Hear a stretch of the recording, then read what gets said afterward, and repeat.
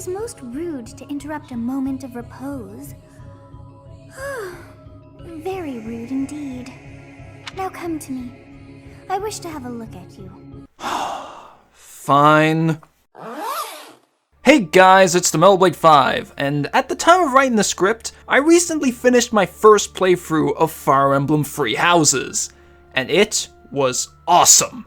This is actually the fastest it has ever taken me to beat a Fire Emblem game in real-world time. Other games have taken me months to beat for the first time just because they come out at the same time as other games I want and I have to juggle them. But this game took me a little over 1 month to finish, with an in-game time of just under 72 hours. Though I could have beaten it so much sooner if I didn't have to spend so much time editing the Golden Wind video. All 1 hour and 2 minutes of it. However, once that and Pikmin 2 were done, I played the game basically non-stop until finishing.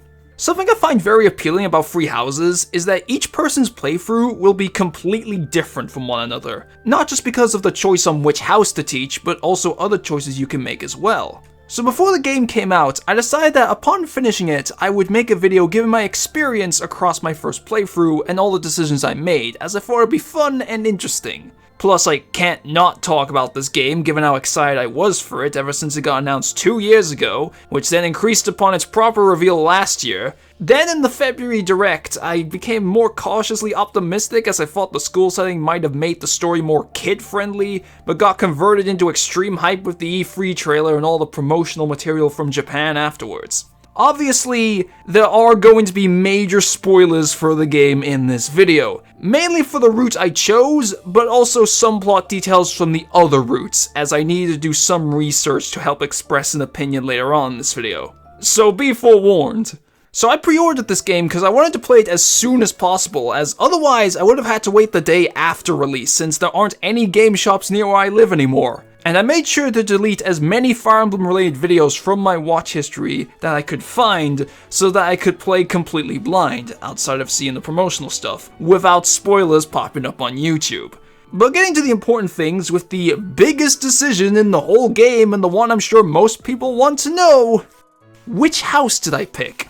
Oh god, oh boy, For the longest time, I had been fully set on choosing the Black Eagles, since Edelgard was the lord that got the most focus in trailers. But after this year's E3 trailer, I became unsure as each house had some aspect that made me interested in picking them first. But several weeks before the game's release, I finalized my decision.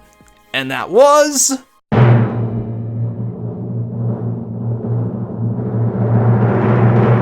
the Black Eagles. Sticking with my guns. It's kind of ironic since not too long before the game came out, I saw everybody calling the Black Eagles the worst house. Even seeing one person say that all the designs range from mediocre to terrible. Yet, honestly, the reason why I chose the Black Eagles was because they had the most students I was interested in, like Edelgard, Petra, and especially Bernadetta. Upon teaching the Black Eagles students and getting to know them better, I did not regret my choice. I ended up finding them all to be fun in their own ways, even the characters I was more indifferent to at first, like Linhardt. Plus, with this being a smaller group compared to what you usually end up with after the first couple of chapters in a Fire Emblem game, I found myself getting a lot more support conversations between them much more frequently. I feel like this game's support conversations do a really good job of further fleshing out the characters, as based on the ones I've seen, each character appears to have multiple sets of supports that delve deeper into their personalities and backstories. This is mainly present in their supports with Byleth, but it's also seen with other characters as well. Previous games did this too, but I think it was less common and more obscure. For example, in Awakening, Longku's support with Shursh explains why he's uncomfortable around women, but I didn't know about this until years later despite me using both of them on my team in pretty much every playthrough. Whereas in Free Houses, I felt like I was constantly gaining insight into the characters to make me understand them more. The first ones that come to my mind are Dorothea, where I learned why she's so focused on finding a man and her support with Byleth, and Bernadetta's support with Byleth, where it's explained that her shyness stems from being abused by her dad. I swear if I ever see this man, I will hunt him down and kill him. I will not be held responsible for my actions! However, something odd I've noticed is that a lot of the C and some of the B rank conversations in this game are just the characters arguing, which makes me wonder how that even increased their support. How does it feel to be told Shut up! We've talked about. Let me speak! Plus, I'm honestly glad that Byleth is the only character that can S-rank with somebody, because I don't want to make another incest relationship. But that wasn't the last of my students since, as you know, you can recruit students from the other houses, minus the main lord and their retainer. This is part of what I mean when I say each person's playthrough can be totally different. On top of what house you chose, you can have different house lineups depending on what students you chose to recruit. And it's also a major choice as it's basically you deciding who lives and who dies after the time skip. So who did I recruit? First, I recruited both Lysithia and Marianne because they were the students I liked the most that weren't in the Black Eagles. I decided on this immediately after finalizing my house choice and focused a lot of my free time on working towards recruiting them, like giving them gifts, having them assist in missions, using magic increasing items on Byleth, and faculty training for the skills they desired. I had it all planned out like some military operation. Okay men, we infiltrate the marketplace and buy the gifts they love. We seek them out and give those gifts and any lost items we find. We sneak around the side to locate the teachers that train us in the skills they want. We alternate between who assists us in the missions and have Byleth next to them as much as possible. All while we avoid suspicion from their house leaders. And remember men, always strive for perfect tea time! It did feel like I wasn't making any progress, which made me worried I wasn't going to do it in time, but in the game's equivalent of September, I managed to recruit them both on the same day. It was the day when you're exploring the monastery trying to find Flane, as I reached B rank support with both of them, and it seems doing that makes recruitment 100% successful. And since they don't like crests, they'd be perfect in the Black Eagles! Next, I recruited Ingrid, which didn't take me as long as I was mainly focusing on one character instead of two. Though the timing was a bit awkward as I managed to reach B rank with her and recruit her on the day you play after Gerald's death, which really messed with the mood. The reason why I wanted to recruit her was just because I was missing a Pegasus Knight, and that's clearly what she's intended to be. For the last student I managed to recruit, that was Leonie. I had considered recruiting her before getting the game, as I thought it would be fitting with her being Gerald's apprentice and everything. But shortly after, I started debating with myself on whether to do it, since I knew I was going to recruit a bunch of girls, and was worried that it would hinder me from utilizing her personal skill. But after getting Ingrid, there weren't any students I desperately wanted, and as I had already worked a little bit towards recruiting Leonie when debating with myself, I thought, why not? And I reached B rank support and recruited her on the last day you have to explore the monastery before the time skip. I saved her life at the last minute. Yeah, for some reason, it was this game's female characters in particular that really resonated with me. But now Josie's gonna kill me for taking free Golden Deer students. That's not all, as you can also recruit the other teachers and those associated with the Church of Seros. You're a teacher that can teach other teachers. It doesn't really make any sense. Aside from Flane, since you automatically get her in the story, I only end up recruiting two characters from this side. The first was Shamir, because I think she has a pretty cool design, and I also thought, why not, upon being given the option to recruit her at the earliest opportunity, and seeing that you don't need requirements like with the students. Sadly, I didn't really get to use her because she starts at a lower level and thus was stuck playing catch-up for the whole game as an adjutant since I didn't want to neglect my students. The other was Manuela for no reason at all. Absolutely no reason whatsoever. Something that I really liked about this game in regards to the recruiting from other houses feature is that the student support conversations aren't limited to those who start in the same house as them. This really helped to give me the feel that the characters I recruited became proper members of the Black Eagles and integrated themselves within the class rather than feeling like outsiders. It also helped me gain insight into those characters' personalities and backstories in the same vein as the default Black Eagle students to make me like them just as much. Though I have one question. Why can't Bernadetta and Marianne support with each other? They're both the shy girls that need to be protected at all costs, so you'd think it would make logical sense to give them support conversations that explore this, but no. Why?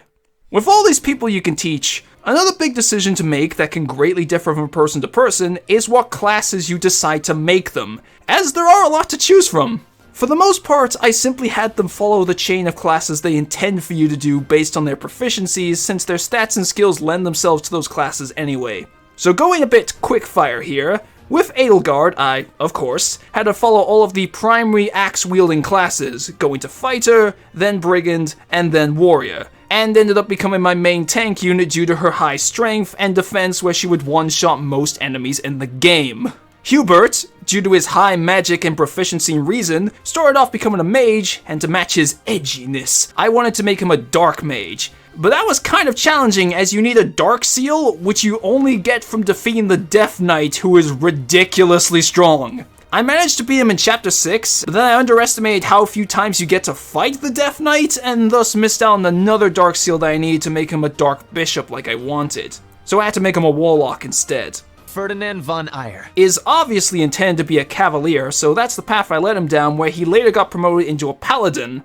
Unfortunately, I couldn't reach the requirements necessary to make him a great knight, but he didn't need it, as Ferdinand was another one of my tank units, as he ended up with surprisingly high defense that made him take next to or no damage from physical attacks. Combined with him being my wild card when it came to the main weapon types, and he became one of my most used characters. Linhardt is clearly supposed to be a healer, so I made him become a mage, then a priest, and later a bishop, while simultaneously focusing on reason to effectively make him the Lucius of my team. On top of being a magic tank with decent defense to boot, he was one of my best healers due to his strong focus on healing magic, the amount he heals, his crest giving the chance of recovering more health, and his personal skill letting him heal himself. Caspar, I had focused primarily on brawling weapons, with axes as a secondary focus to have him go down the gauntlet classes of a brawler and then a grappler, all for him to reach my ultimate goal as one of the few characters I managed to get to a master class by making him a War Master. Caspar was the last of my tanky characters. While not having as good defense as Edelgard or Ferdinand, it was still good enough, and he destroyed most enemies with his strength, so he also became one of my most used characters. For Best Girl Bernie, I didn't think there's anybody that didn't do this, and if not, I want to know why. I made her an archer, cause she excels in it, and she wouldn't like to be near the enemies anyway. Later upgrading her to a sniper. She ended up being a lot stronger than I thought, as well as avoiding many ranged attacks and getting a decent amount of critical hits. But I hated not having to heal her because her personal skill makes her stronger when she's not at full health. Similarly to Hubert, I had Dorothea follow the mage family of classes as she excels in reason magic. That was until the White Heron Cup, as I selected her to participate and made her a dancer, since I felt she best suited that role. Throughout the early chapters, I kept thinking a dancer would be so helpful, so I jumped at the chance of getting one. I think I wouldn't be able to use the dance option if I made her a different class, so I kept her as a dancer for the rest of the game,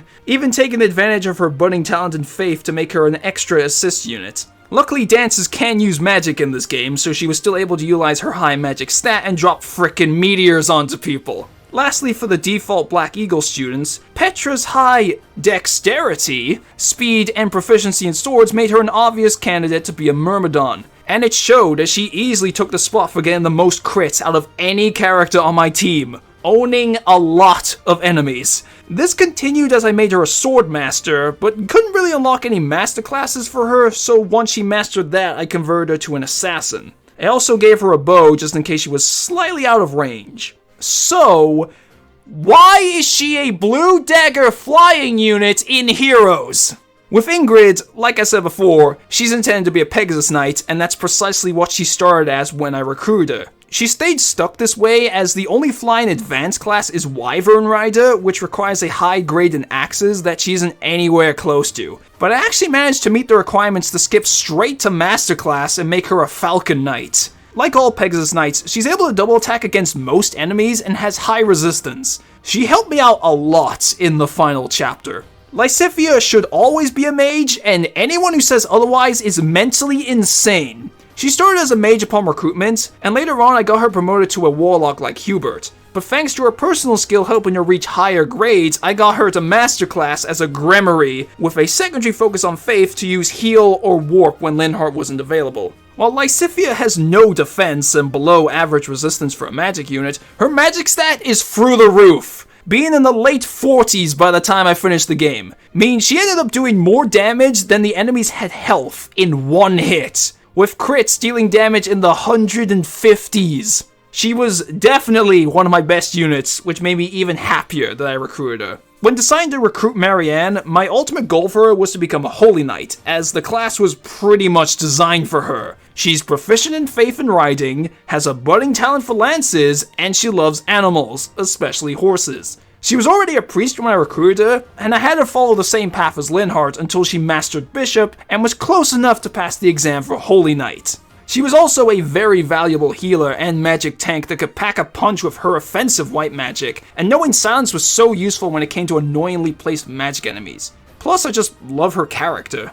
Leonie started as a cavalier when I recruited her, which I had already intended to make her beforehand. Like with Ferdinand, I got her promoted to a paladin, but her toolset I mainly focused on lances and bows with a bit of swords to make her more unique and to see if I could get her to bow knight, but it didn't come to pass. But she was still pretty strong despite being a bit underleveled. Flame I kept as a healer like she starts as. Nothing else I can say here. I made Manuela the equivalent of a red mage. While reason is one of her weak points, I felt it would be best for her to attack from a distance due to her low defense, while also focusing on faith as that's what she excels at, eventually promoting her to a bishop. And Shamir got stuck as a sniper the whole time. All of this was placed to the test across the first half of the game as I fought against the Flame Emperor and those who slither in the dark, who really need a shorter name. But due to the strengths of my team, I made quick work of them. Although that couldn't stop Gerald's death, which everybody saw coming due to his similarities to Grail and the game giving it away in the title screen cinematic.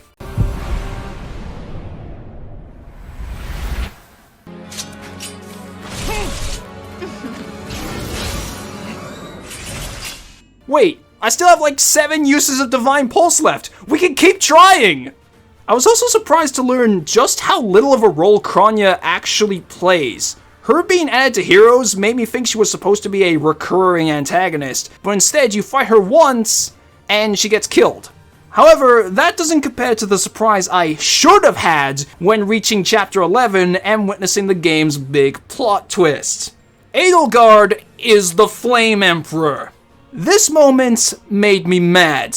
Not because of the twist itself, but rather, despite all those videos I deleted from my history, YouTube recommended me a video by some guy who's too inconsiderate to not put spoilers in the thumbnail, and I had the whole reveal ruined. And the game had only been out for about a week at this point. Then after beating the chapter, I was given an incredibly important decision to make. Whew. You know what? Fuck you, Rhea. I don't trust you! Safe to say she wasn't happy about it. So, this is the choice you have made. You are just another failure. I have passed judgment, and now I shall rip your chest open and take back your heart myself! And she turns into a dragon! So that's how they're gonna work the dragon final boss into this! That must be the Immaculate One. Yes. The monsters that have controlled Fodlan in secret for far too long. Rhea is their leader. Wait, you're telling me that they took that stupid conspiracy theory of all the world leaders being lizard people and made it a plot point? Next you'll tell me that Fodlan is flat. With the whole scenario of siding with Edelgard and turning against the Church of Seros, the only thing I could think of was, once the boat takes off, you're officially traitors! And Flame does her best Fugo impression.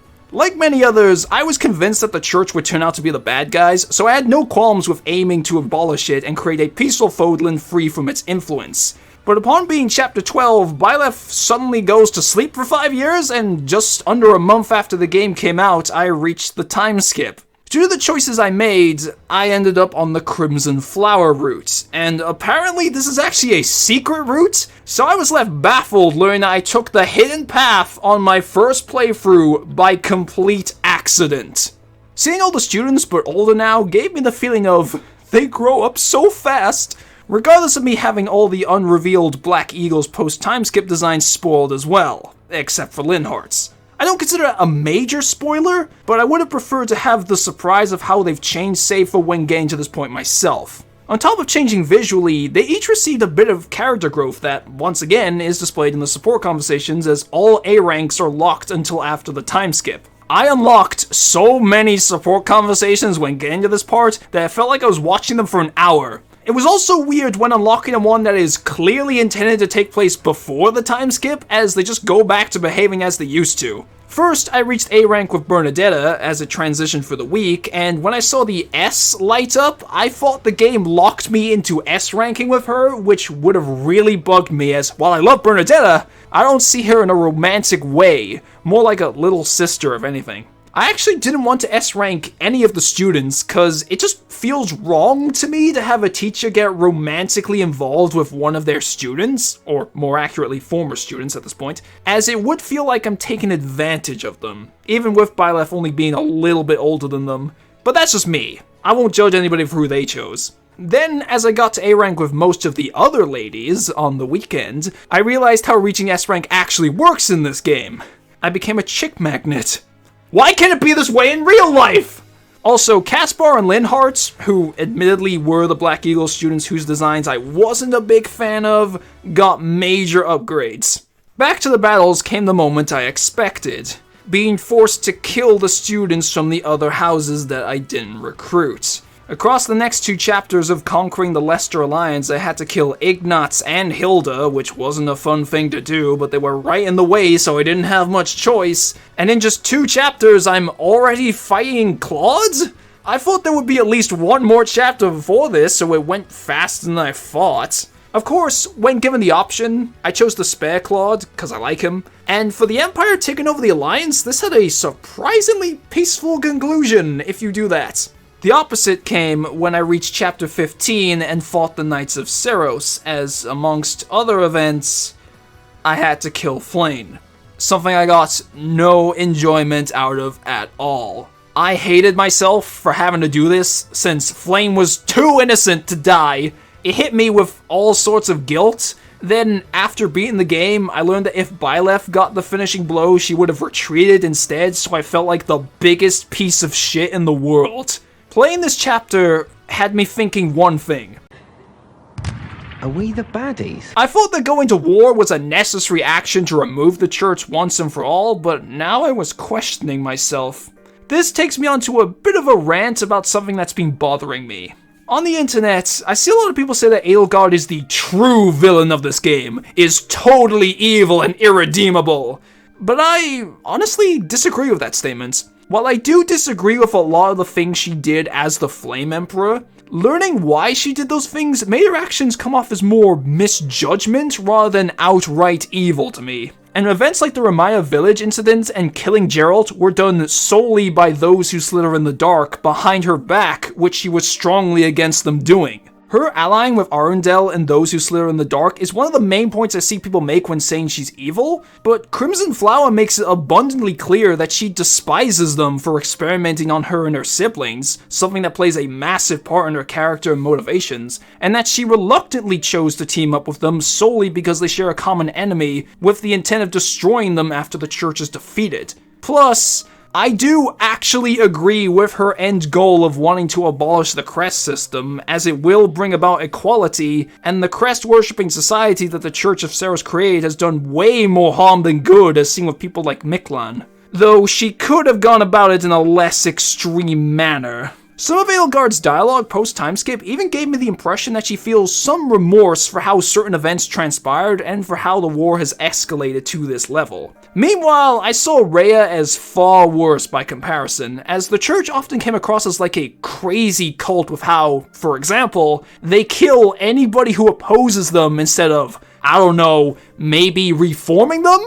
Rhea constantly hiding information further added to how shifty I thought she was, and upon learning that she experimented on people to make them almost emotionless vessels for Sophis just so she could sacrifice them to resurrect her, and Byleth being the latest of these, made me fully decide that she couldn't be trusted. And she didn't show any remorse for any of those things. It was seeing how Edelgard opposed those who slither in the dark's actions, combined with Rhea being untrustworthy, that made me choose the Crimson Flower route. I'm not saying Edelgard is completely innocent, but I think that she falls under a more grey morality rather than being completely evil like I see a lot of other people say. When looking up what would have happened if I sided against Edelgard after beating the game out of curiosity, and learning that in that route Rhea does show remorse for what she's done, as well as explaining why she did it to make me realize that she isn't completely evil either, I noticed something that makes this game's story very interesting. Those who slither in the dark are really the only clear-cut bad guys in this game, whereas with characters like Edelgard, Rhea, and Dimitri to some extent, their roles as villains are a matter of perspective and whether or not you get to know the reasons behind their actions depending on which route you chose. In my case, because I chose the side of Edelgard, Rhea became a full-on psychopath. In just another 2 chapters, I was already fighting against Dimitri and Fargus's last line of defense, which once again surprised me as I expected the fight against the kingdom to take way more chapters given how they were built up to be much stronger opposition. This was where I got to see just how unhinged Dimitri has become, although I wish he got more scenes in this route to get a better understanding of what caused him to be like this, rather than a vague explanation of something that Arundel did to him. This chapter was really hard. I mean, I didn't lose anybody, but even with me being overleveled from doing all the available paralogs, it was still hard as tough reinforcements and surprise demonic beasts kept popping up. Especially when you reach just outside of Dedu's range, he transforms into a giant demonic beast with around 100 HP on each health bar. After defeating Dimitri and Edelgard having to kill him to free him from his suffering, it immediately went to the final chapter where Rhea gets even crazier by setting all of Ferdiad on fire while there are still citizens inside and transforming into the Immaculate One. Since I could only select 12 characters for this chapter, I chose Byleth, all the default Black Eagles, Ingrid, Lysithea, and Marianne, whilst Leone, Manuela, and Shamir were made adjutants just cause they were my lowest level units. Having healers for this map was so helpful due to all the fire and golems on the way. The terrain also made my ground unit's traversal grind to a slow crawl, which was part of the reason why Ingrid was so useful, along with her resistance and the Blessed Lance making her own all of the golems. Managing to get most of my units up to Rhea, I found her to be very easy. Granted, I was playing on normal difficulty, but Awakening, Fates, and Echo's final bosses were way more challenging on the same difficulty. Either her attack did barely any damage, or had a low chance of hitting. I think she only hit anybody once the entire fight, and when she had half of her last health bar remaining, I just had Byleth wreck her with the Sword of the Creator. In the Crimson Flower ending, I like the symbolism, if that's the right word for it, of the crest of flames attached to Byleth's heart disappearing and their hearts starting to beat for the first time, as while Sophis' power is gone, it kind of represents Byleth finally gaining humanity rather than being a somewhat lifeless pawn for Rhea's plans. After the game details how Edelgard enacted her reforms to Fodlan and began a silent war against those who slither in the dark, that was the end, where in the character epilogues, it said that Linhardt and Petra, Ferdinand and Bernadetta, and Edelgard and Caspar got married. What? With the exception of Ferdinand and Bernadetta, those were not the first A-rank supports I got for any of those pairs, so I have no idea how the game decided that. It's like I just picked them at random. Yeah, safe to say that if I made a pairings video for this game, none of those would make it. As the credits played, I thought, the time skip portion was really short, despite being a huge deal in all the marketing. So I looked up the list of chapters on the Fire Emblem wiki to have my worries confirmed. Crimson Flower is the shortest of all the routes. It's 18 chapters long, while all the others end in the early 20s. Why is it so short? The route felt way too fast, and there were multiple major plot points that had been set up which never got explained here. The first that comes to my mind is the Death Knight, as he's on Edelgard's side, but in Crimson Flower, you never see him again after the time skip. I had to look it up just to confirm that, yes, he is Yuritsa, which I was 100% confident on from Chapter 6 and onwards, and to be surprised to learn that he's actually Mercedes' half-brother Emil. Combine that with how many of the important events from the trailers don't occur at all in this path, and I really felt like I got the short end of the stick. It baffles me as to why this route is so short and underdeveloped in terms of story, as I can easily think of ways they could have expanded upon it.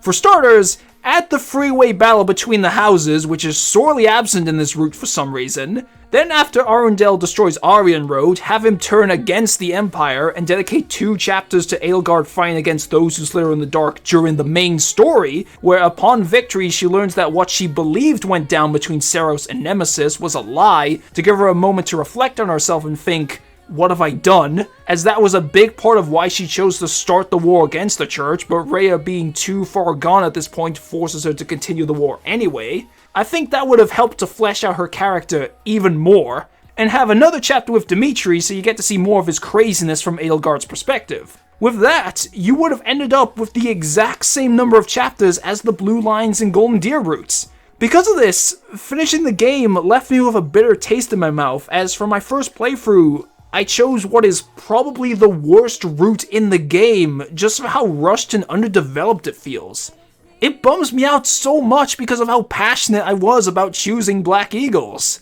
I recommend watching Mecha's video titled Edelgard Deserved Better for further understanding of what I mean, as I agree with everything he says in that video. It's a real shame that I ended up developing an issue with the game's story at the very end, because I loved pretty much everything that came before that. I love the overall story, as it's like what Fates' story should have been. I love the characters, I love the gameplay due to all the strategic mechanics and quality of life improvements. Even with the weapon triangle being removed in this game, which did have me worried, and I probably still would have preferred it if it was in the game, there was still a lot of strategy. My only noteworthy criticism of the gameplay I can think of is that the class system could have been executed a bit better, especially when it came to master classes, as most of them are mounted classes, which makes them lacking in variety, and some of them aren't well suited for the characters that are ideal in the previous class of their line, like Mortal Savant not being good for a lot of characters that are best as sword masters like Petra. I just wish the Black Eagles got better treatment when it came to their route. I do intend to play the other houses at some point in the future, but I'm so drained after playing the game for so many days and hours straight that it will probably be some time before I do that, as I need to mentally prepare myself.